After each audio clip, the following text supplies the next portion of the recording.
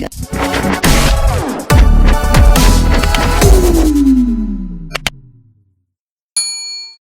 up, everybody? It's Flacco back at it again with another Madden YouTube video. Today we're going to be doing our last top 10. If you guys did not watch the last one, I actually split up safeties this time to free safeties and strong safeties to kind of get a list. These are two of the strongest positions in the game, so I kind of wanted to get this list because it will be the last one. It's the finale. As you guys know, we are doing the finale run through right now before Madden 22 to... You never know. People are going to still be playing the game through July. A lot of people are going to still be playing the game even when the new one comes out due to financial or just because maybe it's a bad game. You never know. But I appreciate you guys watching these top 10s. Make sure to smash that like button and turn on those noties if you are new. Let's get right into number 10. Number 10, I do have Tyron Matthews here. This card is a fully maxed out card. He is a very, very good card. There's only a couple negatives that'll come. We'll go over his positives first, right? He gets 99 man, 99 zone. He has pretty decent power at 91, very solid, and the change direction is very high at 97, and he's going to get 99 speed any theme team when powered up with sprinter or whatever. You guys know the deal. But the negatives on this card is his archetype. Everything is so expensive on hybrid. It's the worst archetype by far for safeties, literally by far. It's not even really close, honestly. And he is 5'9". That's the only things that are really negatives with a card like this. He is maxed out everywhere, like I said, but his height, when I did a gameplay on him, I think I did a 13 AP or 15 AP gameplay on him, or whatever it was. I stacked him with AP, and he played very good, but you could notice the height differences. Obviously, when there's guys a lot taller than him in the game, there are people, almost 6 inches taller than him out there for users. It's a little tough, but he is still a very good card. I know a lot of people have played him out of position at corners or just played him up top. I know he plays very good outside of that, but being a little short and getting the worst ability slots in the game kind of does suck for him. But I think he could be a little higher on this list. Make sure to let me know what you think about this card. Number 9, we do have Harrison Smith. This is a card that doesn't get 99 speed. He gets 98, sadly, but he is a run support, my favorite archetype. I think this is the best archetype. It's really that or zone, but run support with deflator, enforcer. A lot of people, I mean, mid-zone KO is just not as good as people thought it was in the beginning. So zone's not really the best anymore. Honestly, I think run support is. 6'2", he's going to get 98 speed for you. The man doesn't maxed out, but I think this card is more of like a budget user. I wouldn't even say budget. I think he's more of a user. I wouldn't use him. I wouldn't put him on the field if you're not using it, if I'm going to be completely honest. But I do think he is a solid user because he does get crazy power. He is 6'2". He gets some of the best AP ever. He's only 98 speed. But when you look at, say, man, and you're using him, this not hitting 99 does not matter if you're using him. You think about it. You're using the card, so his man coverage will not matter at all. It's simple like that. I think, yeah, I wouldn't put him on the field if you weren't using him. I think his user really does carry him into the top 10 like this, though. Number 8, we do have Kareem Jackson, probably the most slept on card inside of the game. I'm going to be completely honest. This card's been out for almost, 2 months now, maybe 3. I don't even know. I completely don't remember when he first came out. But this card, I don't think I've ever seen it once out there. Maybe he's been on the field and I just didn't notice because he's just, you don't notice really Kareem Jackson out there. But I personally have never seen this card throwing a pick to him or anything. I've never seen him out there on the field. He is 5'10". That's one of his negatives. He's a zone archetype. Still solid. I think a lot of people do prefer zone. Like I said before, it's really up to you. But he is maxed out everything. 99 man, 99 zone. He has higher hit power than, say, a Tyron Matthews. The reason why he's above a Tyron Matthews, he's maxed out everywhere, and he's not a hybrid. And also he has higher power, and he's a little bit taller. I mean, he's simply just better. I mean, obviously Tyron Matthews has a bigger name. I think he's a better football player in real life. But when it comes to cards, obviously this Kareem Jackson's just a bit better. You could just look at it and tell he's a bit better. But Kareem Jackson's a guy I would play up top. I would not use the card because of the low change of direction. But play him up top, he's about as good as it gets. Maxed out everywhere. Number 7, we do have Eric Berry. This is a card that was broken when he first released, if you guys remember. 6 foot. Everybody wanted this card, first off, as well. Let me put that out there. 99 man, 99 zone. He has 95 hit power. Great change of direction at 95 as well. He has a bad archetype in hybrid, and 6 foot is solid. But this is the one thing with this card. He played a lot bigger than 6 foot, if that makes sense. I always say this in my top 10s. There's sometimes you guys got to use a card before just judging it right off the bat. This is one of those cards I think everybody started to realize that I don't know, he played very long. He got picks at the line of scrimmage. He was insane. I mean, there's just no ifs, ands, or buts about this card. The only negative was the AP situation on him. I still think he is a very, very solid card. There's just better cards out there for, honestly, cheaper prices as well, too. So, I don't know. Eric Berry, still solid card.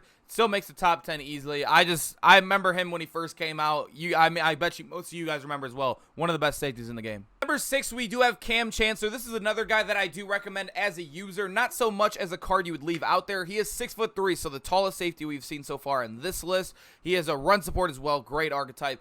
Only negative about a card like this is the man coverage and the speed, but when you're using card, man coverage doesn't matter. So the speed is a 98. You are going to be missing 1 speed on him. Change of direction is pretty solid. You can do the change of direction glitch, just blitz your user. That's all you got to do.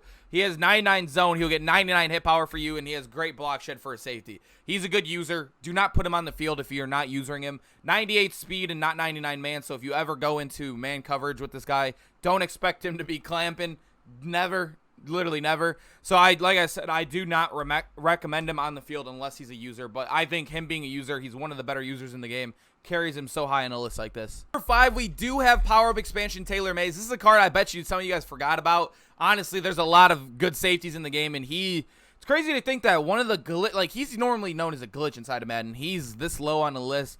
Well, it's low for him. It's still considered high. You guys get what I'm saying, right? 6'3". He's a bigger boy, too. 230 pounds, run support, best archetype in the game. 99 speed, solid change direction. His man coverage sucks. Only thing negative about him. But the reason why he's higher than a Chancellor is because he gets 99 speed. They're like the same card. Basically the same user. I don't know. Taylor Mays he always plays very, very good, too. He plays a lot better than his stats as well. 99 hit power again as well. About the same block shed.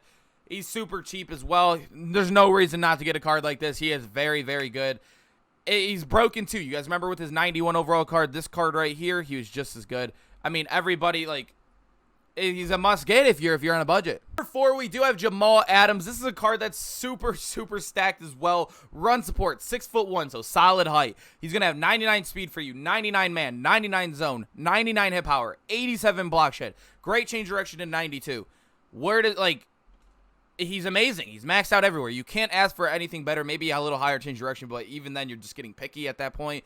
Best archetype in the game. 6'1" is solid. Not overwhelming, but it is solid. This is a card I'll tell people all the time. He is a good user, right? Obviously, he's a good user. He's 99 speed, 99 power. But the thing I look at with cards like this is when they're so maxed out at man covered, literally they're maxed out at everything, leave him on an island. Literally just leave him on an island, especially when they're only 6'1". If this card was 6'4", he'd easily be the best card in the game. But he is 6'1". This is a guy that I recommend you just let the computer user. He is so good. His card is so good. Just let the computer do its thing. I promise you this is a great example. Great example. I've had him on my team since he came out. One of the best cards in the game. You just leave, plug and play. All you got to do with a card like this. Great card. Number 3, I think 1, 2, and 3 are kind of interchangeable. I think most of you guys know who they are at this point. But Isaiah Simmons, I think, could easily be 2. I think he could easily be 1. It really comes down to how you value these players. But for number 3, I'm going to put him here. The only reason why I'm putting him a little lower, I mean, we all know how good this card is. 6'4". 6'4". Yes. I am saying that right. 6'4", 99 speed, 99 man, 99 zone. He has 99 hit power. I mean, it's so hard. Like I said, it's really, there is no 1, 2, and 3 for these guys. I'm going to be completely honest. I really think they're all almost equal at this point. But his only negative is hybrid. Only negative. His abilities suck. They're awful. I don't even have abilities on him because they're so bad. Deflator's expensive. Enforcer's expensive. Everything is expensive on this card. But he is so good naturally that he has to be on your team.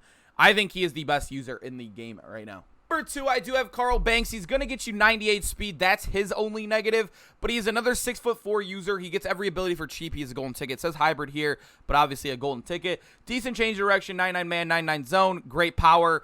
The reason why I have him a little bit higher is I think he is a little bit better in the box sometimes because of that 99 block shed. He already has great power. He has great tackling. All of his tackling and everything is amazing. It's amazing. 99 block shed is crazy. It's very underestimated here.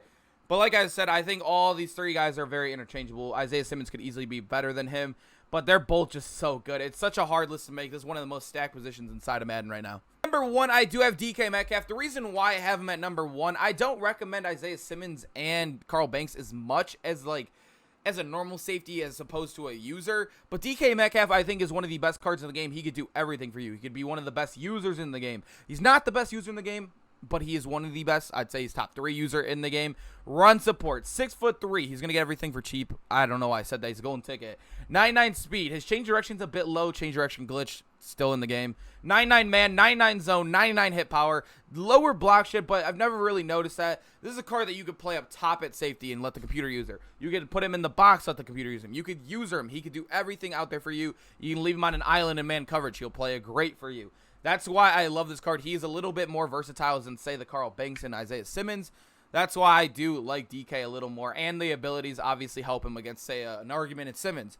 But the top three are very interchangeable, like I said, and really it's all up to you at the end of the day.